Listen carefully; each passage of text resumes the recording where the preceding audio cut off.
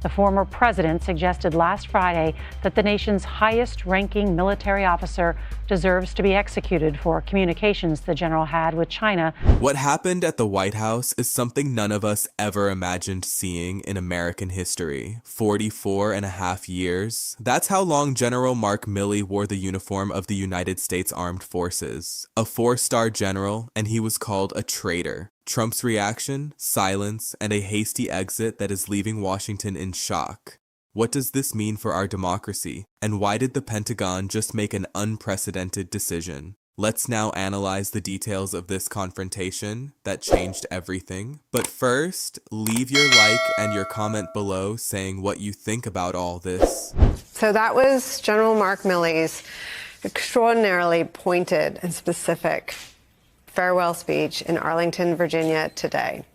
Specifically, this is someone who chooses his words carefully, who understands the moment in which we live better than perhaps anyone alive right now. And Chairman Milley used this moment to warn against, quote, wannabe dictators. He placed an emphasis on protecting all of us against enemies, foreign and domestic. Chairman Milley's tenure as chairman of the Joint Chiefs of Staff and more than 40 years in the military ends in the same week that he's responding to a social media death threat made by the unstable, disgraced ex-president under whom he served as top military advisor. Milley swore in his successor today, General Charles Q. Brown Jr., after an 11th hour Senate vote last week to confirm him with no thanks. Trump publicly accused General Mark Milley of treason. Treason is not a loose legal term. It is one of only 3 crimes explicitly defined in the body of the United States Constitution itself. Article 3, Section 3, and it is defined with deliberate narrowness, levying war against the United States, or adhering to its enemies, giving them aid and comfort. The framers wrote that narrow definition on purpose. They had just finished fighting a revolution, and they understood that governments tend to abuse treason charges, so they locked the definition down in the founding document. When Donald Trump used that word against Milley, he was not engaging in political commentary. He was making a specific constitutional allegation that his own handpicked chairman of the Joint Chiefs had committed the most serious crime an American can commit against their country. And then he escalated further. He added that in earlier times, the punishment for what Milley had done would have been death. I want to sit with that for a moment because it is easy to let it pass as one more outrageous statement in a long sequence of outrageous statements. But consider the mechanics of what just occurred. A former president of the United States, with tens of millions of social media followers, publicly implied that his former top military advisor deserved to be executed. This is not protected political speech that happens to be aggressive. Research on political violence and intimidation is consistent on this point. When a political leader with a mass following publicly designates an individual as a traitor deserving death, that designation functions as a targeting signal. We have documented evidence of this pattern. After Trump directed public attacks at federal judges, the number of credible threats against those judges increased measurably. The language of treason and death penalty is not abstract when it comes from a former head of state to an audience primed to act on his directives. What Trump did to Milley is not something that has a precedent in modern American history. No sitting or former president has publicly accused their own senior military commander of treason and suggested they deserved execution. Military historians are correct to describe this as an exceptional civil-military conflict. It is not the most intense ever seen on the planet, but within the American constitutional framework, it is without modern parallel. Now, what actually happened that gave Trump the pretext for this accusation? It traces back to the final months of the first Trump administration, specifically the period bracketed by the 2020 election and January 6, 2021. According to the book Peril, written by Bob Woodward and Robert Costa and based on extensive interviews, Milley made back-channel calls to his Chinese counterpart, General Li Zuocheng. The documented purpose of those calls was to convey assurance that the United States was not preparing a surprise military strike against China, and to communicate that if any such action were being contemplated, China would receive advance notice through proper channels. Milley was, by the account of his supporters, executing a core function of his role, preventing nuclear miscalculation. Intelligence assessments had suggested that Trump's increasingly erratic behavior after the election had rattled Beijing, and that China might misinterpret domestic political chaos as preparation for military action.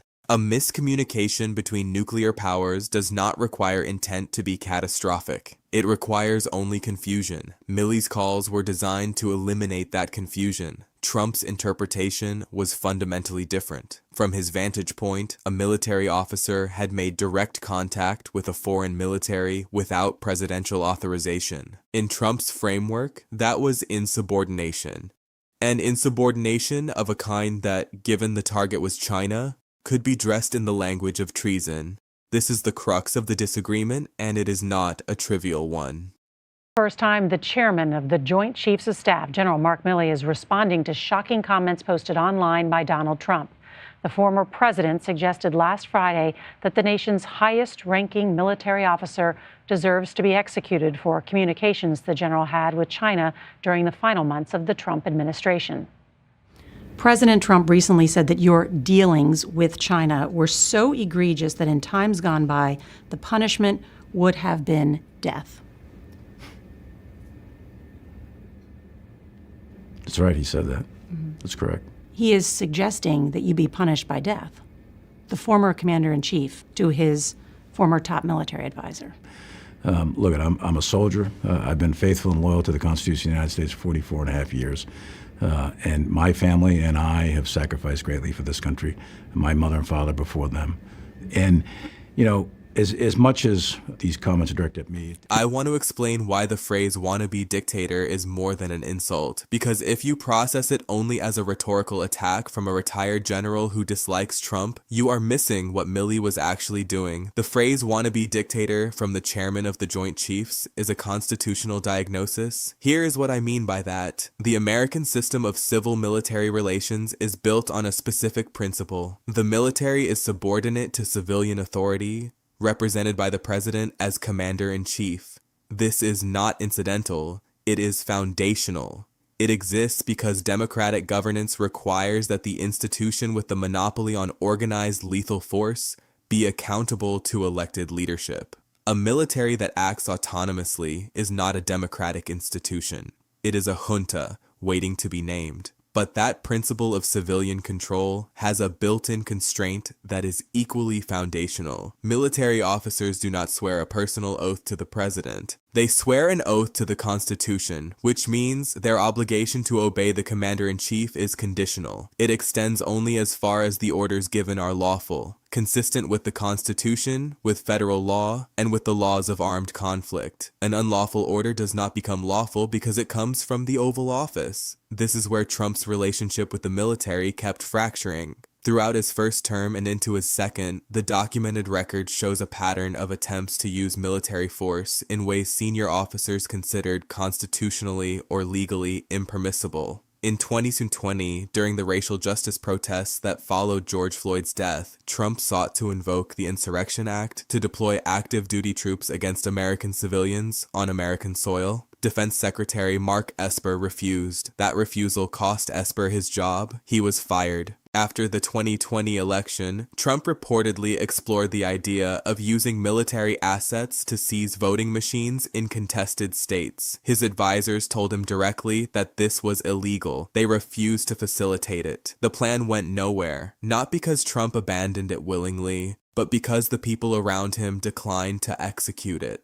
During the second term, National Guard deployments in the context of immigration enforcement generated formal judicial findings that the deployments violated court orders. Military officers involved in those operations found themselves in the position of having to navigate between presidential directives and federal court rulings. Each of these episodes, Esper's firing, the voting machine discussions, the deployment controversies, is a data point in the same pattern. Trump's model of military loyalty is personal, not constitutional. He expects the military to follow him specifically, not the law, not the Constitution, him. And that is precisely what Milley's phrase wannabe dictator diagnoses. A wannabe dictator is not necessarily someone who has seized full authoritarian control. The wannabe is doing something analytically precise here. It identifies the orientation, the goal, the behavioral pattern. Even before the full power to execute it exists, Milley was saying, with the authority of direct personal observation, that Trump's relationship to constitutional military authority was not the relationship of a democratic leader. It was the relationship of someone who wanted personal control of the military instrument. That is not a political opinion from a retired general who disagreed with policy. That is testimony from the country's top military officer about the constitutional fitness of the commander he served, and it carries a weight that no political rival, no journalist, no congressional critic can match. Milley was inside the room. He saw the requests. He heard the demands.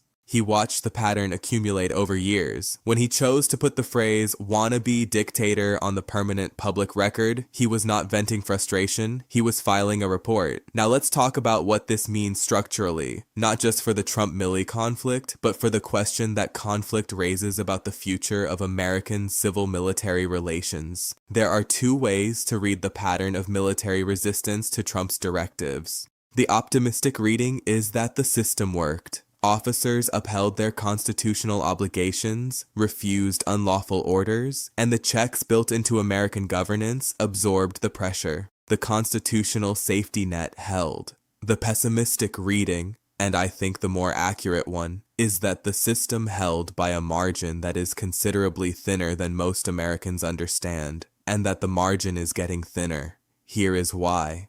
Personnel decisions shape institutional culture over time. A president who fires officials who refuse unlawful orders, and Trump fired Esper, he forced out others, and who replaces them with figures whose primary qualification is personal loyalty, is not just winning individual disputes. He is slowly changing who occupies the positions that would have to say no the next time. You do not need to eliminate constitutional resistance entirely. You only need to hollow it out enough that the next moment of crisis finds fewer people willing to hold the line. The conversations happening in public about civil-military relations, Milley's comments, the debates about war powers, the judicial findings on National Guard deployments, matter because they are creating the record against which future conduct will be measured. Every time a senior officer speaks clearly about the constitutional framework, they are reinforcing the institutional norm. Every time that clarity is answered with accusations of treason and death threats,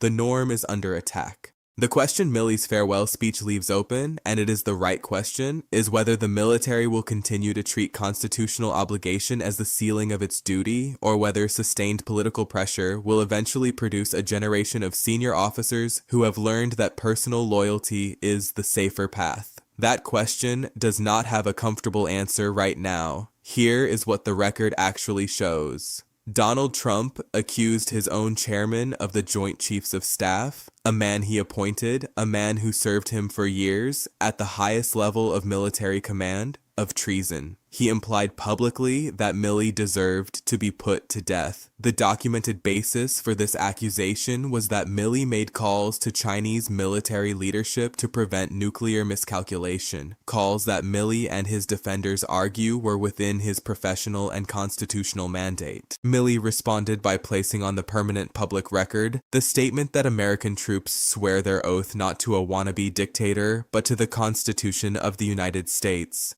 That statement was not impulsive. It was deliberate. It was from someone with 44 and a half years of experience, choosing his words with care, in the final public address of his career, in a location chosen for its symbolic weight. The confrontation between Trump and Milley is not a subplot. It is a primary document in the ongoing case about what kind of relationship the Trump administration sought to have with the military instrument of the United States government.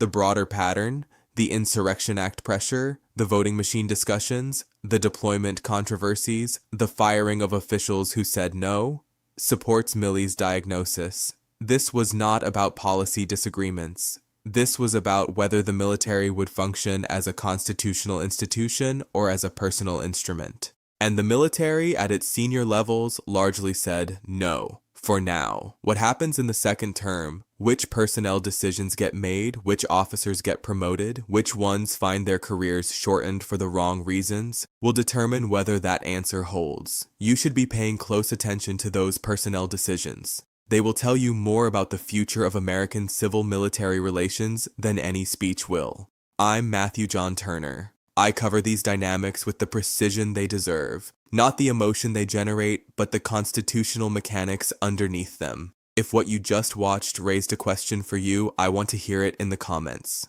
Specifically this one. Do you believe that the resistance Milley and others showed during Trump's first term will be structurally intact enough to hold during the second?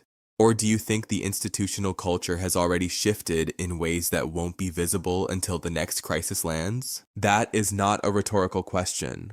I am genuinely asking. Because the answer depends on information most of us do not have, and watching where it comes from will be the work of the next several years. This was not a retiring officer giving a sentimental speech about service and sacrifice. What General Milley delivered that day was a calculated statement, a deliberate public record.